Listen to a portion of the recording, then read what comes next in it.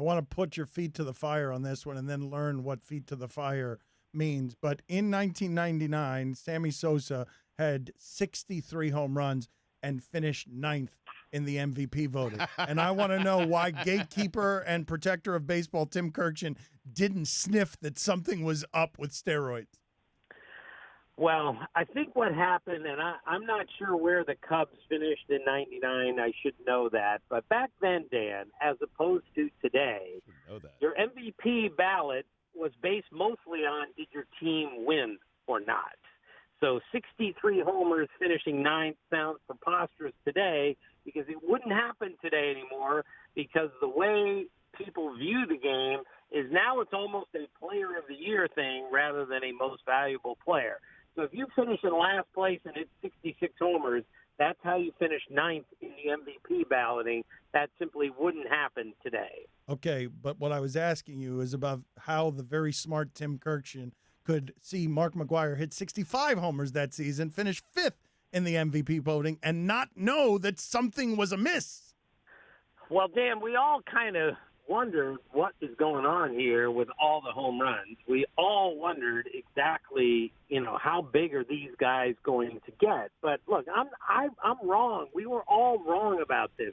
I missed the story tremendously. Everybody missed this story.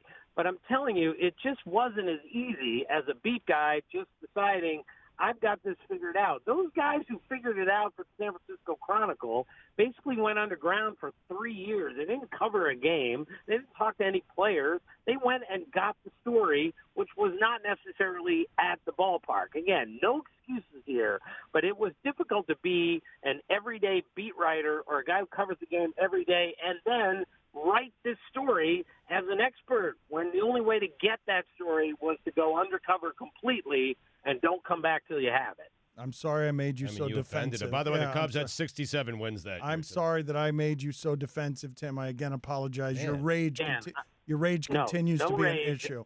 It continues to be a problem. Defensive. I acknowledge that I missed this story. We should have known better, and we didn't. And everyone, including me, of course, is to blame for that. Yeah, but 19 years later, we're still talking about it with Robinson Cano. That's the surprise to me, Timmy. It's still happening. The guys apparently it appears that many guys are still using them. Yeah, and I'm not sure why Robinson Cano would do that. He's got this huge contract. That's He's why. going to the Hall of Fame, and all he did was really hurt his team. Connor, you're on with Tim Kurkjian. Go ahead. Hey, Tom, I was wondering, what's your go-to restaurant for a first date, and should you see the movie before or after dinner? Thank you.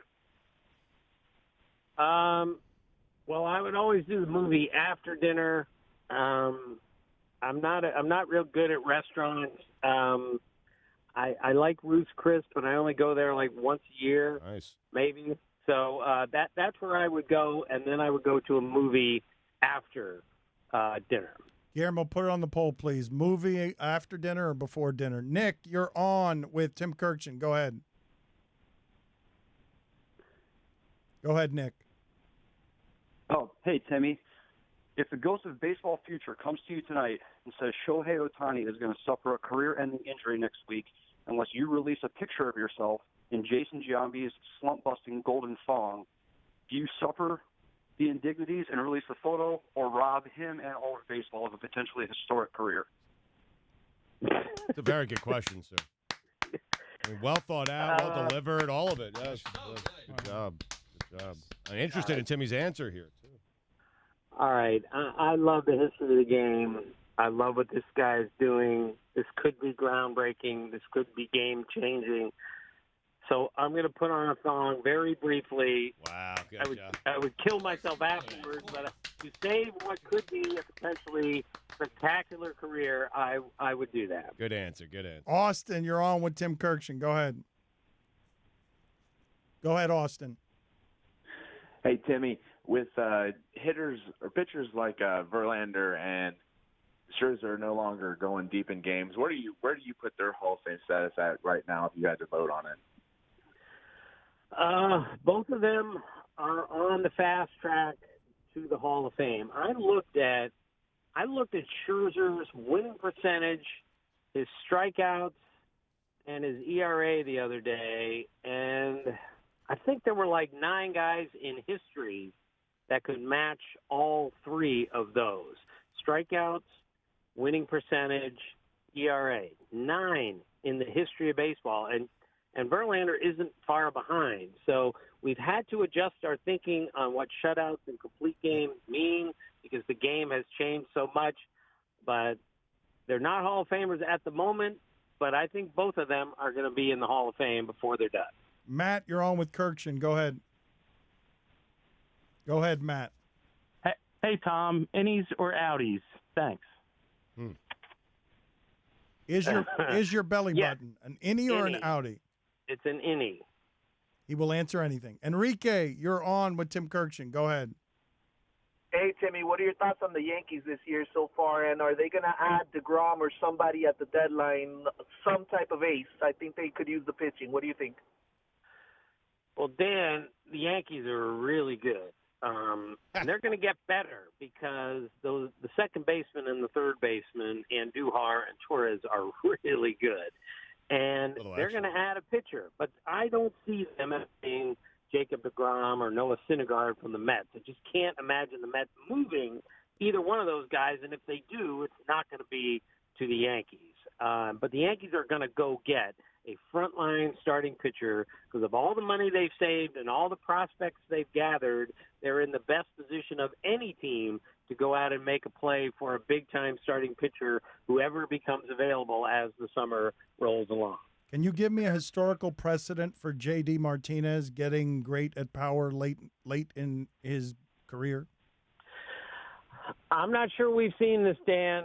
Someone will correct me, but for a release player to have the last 4 years and now 5 years matched only in many important categories other than Mike Trout, that is almost unprecedented what he's doing, and I can't think of a comparable. I watched him the other day, Dan.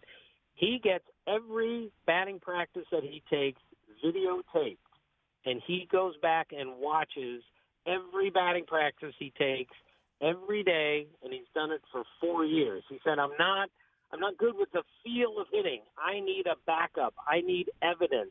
I need proof. And that's what he goes and does every single time he takes BP. There is a guy who is videoing everything he does in BP. Does Urban Meyer look like the guy who says, no thanks, I'm not drinking tonight, I'm performing surgery in the morning? Does Bryce Harper look like the groomsman who asked the grandmother to dance in order to woo the other bridesmaids? Does Brian Kelly look like the guy who gets cut after the first round of Chopped but still insists he's the best chef in the kitchen? Does Aaron Boone look like the father who tells the principal if his son gets bullied one more time, he'll go down to the school and kick the kid's bleep himself? Does Randy Johnson look like the lone mechanic at a last chance outpost garage in the middle of the desert? Does Jim Harbaugh look like the guy who scoffs at you for ordering your steak medium well, then proceeds to tell the waiter to just run a flashlight over mine? Does Paul Feinbaum look like a Pez dispenser?